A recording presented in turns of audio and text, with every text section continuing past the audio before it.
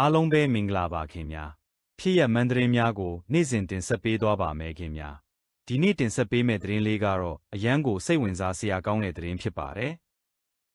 ဘင်းရီရေတက်တိုက်ခိုက်ရေးတပ်ဖွဲ့ဝင်များအားအသင့်အနေထားဖြစ်ရန်ပြင်ဆင်လျက်ရှိသည်ရေတပ်ဦးစီးချုပ်ဗိုလ်ချုပ်ကြီးကြီးရဖုံဝမ်ဝစ်တာဝန်ပေးချက်အရတိုက်ခိုက်ရေးရေတပ်စု၏ဦးစီးချုပ်ဗိုလ်ချုပ်ကြီးနတ်ထက်ဖုန်ဒေအိုဝါနှင့်သည်စစ်ရေးဆိုင်ရာတာဝန်ယူမှုများကိုအလေးပေးပြောကြားခဲ့သည်မင်းသည်နိုင်ငံတော်၏အချုပ်အခြာအာဏာကိုကာကွယ်ရန်နှင့်ငြိမ်းချမ်းရေးနှင့်လုံခြုံရေးကိုထိန်းသိမ်းရန်ရေတပ်တိုက်ခိုက်ရေးတပ်ဖွဲ့ဝင်များ၏အရေးပါသောတာဝန်ကိုအသိပေးခဲ့သည်အစစ်မြင့်ရာရှိကြီးများကုန်းရေလေစစ်ဘက်ဆိုင်ရာလုံခြုံရေးတပ်ဖွဲ့ကောင်းဆောင်များနှင့်တပ်ဖွဲ့ဝင်များသည်17ဟိတ်ရေတပ်အခြေစိုက်စခန်းရှိတင်မော၏ကုန်းပတ်ပေါ်တွင်စစ်ဆေးမှုနှင့်အမှာစကားနာခံရန်စုဝေးခဲ့ကြသည်ဗိုလ်ချုပ်ကြီးနတ်ထက်ဖုန်ဒေအိုဝါနစ်ကဘင်းသည်တိုက်ခိုက်ရေးရေတပ်စု၏ဦးစီးချုပ်အနေဖြင့်တပ်ဖွဲ့ဝင်များအားနိုင်ငံနှင့်ပြည်သူများအပေါ်ဘင်းတို့၏တာဝန်ဝတ္တရားများကိုအလေးနက်ထားရန်ပြောကြားခဲ့သည်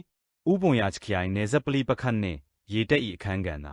ဥပုံရာချပြည်နယ်ချောင်ဘော့နယ်စပ်ရှိအငင်းပွားမှုဖြစ်စဉ်ကိုကိုးကားလေဗိုလ်ချုပ်ကြီးနတ်ထက်ဖုန်ကအစိုးရသည်ငြိမ်းချမ်းသောဆွေးနွေးညှိနှိုင်းမှုဥပဒေနှင့်နိုင်ငံတကာစည်းမျဉ်းများကိုအသုံးပြုရန်ဆန္ဒရှိကြောင်းပြောကြားခဲ့သည်ထိုင်းရေတပ်၏အဓိကတိုက်ခိုက်ရေးတပ်ဖွဲ့အနေဖြင့်ရေတပ်ပြင်ဆင်မှုမှတစ်ဆင့်အစိုးရအားငြိမ်းချမ်းသောဆွေးနွေးမှုများတွင်ထောက်ကူရန်အတွက်အထူးရေတပ်တာဝန်ဖွဲ့ကိုတည်ထောင်နိုင်ကြောင်းဘင်းကပြောကြားခဲ့သည်ဤတပ်ဖွဲ့သည်ထိုင်းရေတပ်၏စစ်အင်အားသုံးစွဲမှုမူဝါဒအတိုင်းကြိုတင်ကာကို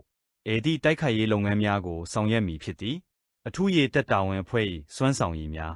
အထူးရေတပ်တာဝန်အဖွဲ့သည်ပြည်တွင်းနှင့်နိုင်ငံတကာနာလဲကောင်းနှင့်အခြားနိုင်ငံများနှင့်ပူးပေါင်းလဲကောင်းလေ့ကျင့်မှုများစွာပြုလုပ်ထားပြီးအတွေ့အကြုံများနှင့်စွမ်းဆောင်ရည်များပြည့်စုံသည်တိုက်ခိုက်ရေးရေရင်တွင်ပင်လယ်ရေကြောင်းသွားလာရေးလမ်းကြောင်းများကုန်တင်သင်္ဘောများနှင့်ငါးဖမ်းသင်္ဘောများကိုကာကွယ်နိုင်စွမ်းရှိပြီးရန်သူ၏ပင်လယ်ပြင်အသုံးပြုမှုကိုတားမြစ်ကာရန်သူ၏တပ်ဖွဲ့များကိုလိုက်လံဖျက်ဆီးတိုက်ခိုက်နိုင်စွမ်းရှိသည်ကုန်းရည်နှစ်သွယ်သောစစ်စင်ရေးရေရင်စုသည်မရိန်းတပ်ဖွဲ့နှင့်ကုန်းရည်နှစ်သွယ်သောတိုက်ခိုက်ရေးတပ်ဖွဲ့ဝင်များကိုကုန်းတပ်ဖွဲ့များနှင့်ပူးပေါင်းစစ်ဆင်နိုင်ရန်ရွှေ့ပြောင်းပို့ဆောင်ပေးနိုင်စွမ်းရှိသည်ဤစွမ်းဆောင်ရည်များသည်အစိုးရအားဆွေးနွေးညှိနှိုင်းရာတွင်အားသာချက်များပေးလိမ့်မည်ဟုဗိုလ်ချုပ်ကြီးနတ်ထက်ဖုန်ကပြောကြားခဲ့သည်အသင့်ပြင်ဆင်မှုအလေးထားမှု